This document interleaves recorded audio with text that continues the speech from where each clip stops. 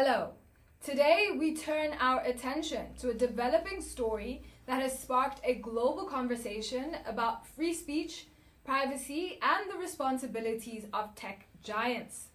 Pavel Durov, the founder and CEO of Telegram, was arrested this past Saturday near Paris.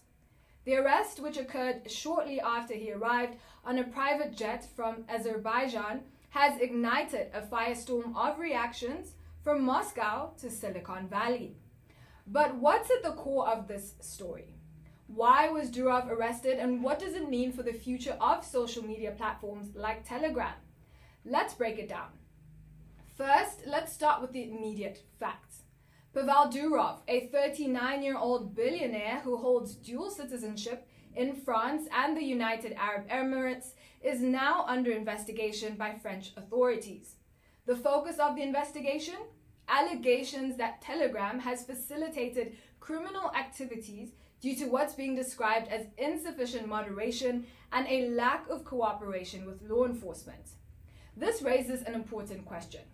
Should the head of a platform be held accountable for the actions of its users?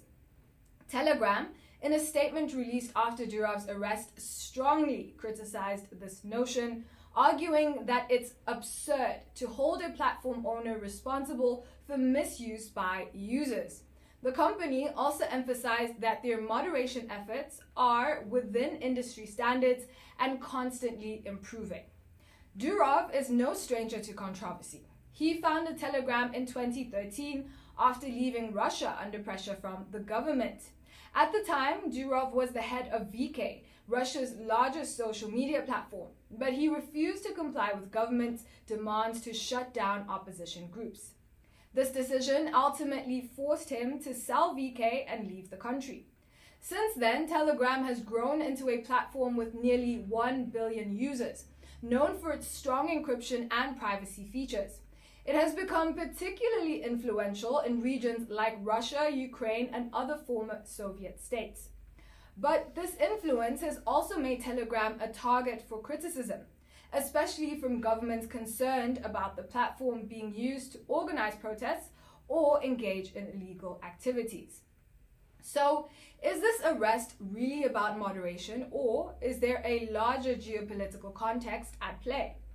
Durov's arrest has prompted strong reactions, particularly from Russia. Moscow has urged Paris to respect Durov's rights, and Elon Musk, the owner of X, has gone as far as to say that free speech in Europe is under threat. On the other hand, French authorities, led by a judge specializing in organized crime, seem determined to press forward with their investigation.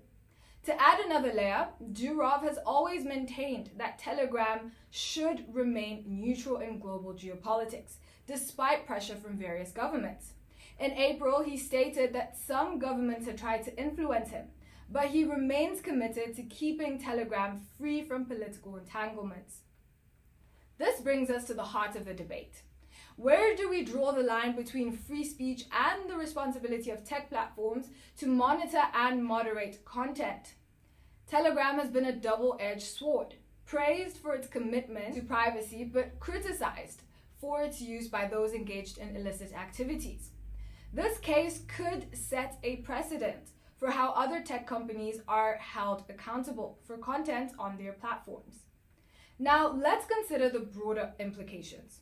Could Durov's arrest and the scrutiny on Telegram signal a shift in how governments around the world approach regulation of social media? And if so, what might this mean for other platforms like Facebook, WhatsApp, or even X? There's also a personal side of this story. Durov's journey from being a tech entrepreneur in Russia to a global figure with a $15.5 billion fortune is remarkable. He's often compared to Steve Jobs, and his liberal views have shaped Telegram into what it is today. Yet, despite his wealth and influence, Durov now finds himself at the center of a legal battle that could impact his legacy and the future of one of the world's largest messaging platforms. Will Telegram's defense of Durov hold up in the face of legal scrutiny? And what might this case mean for the balance between privacy and regulation in the digital age? As we follow this story, we'll be watching closely to see how it develops. Stay connected with us here on the African News Network, on our website, mobile app, and social media platforms. I'm Cynthia Njoandi. Thank you for joining us.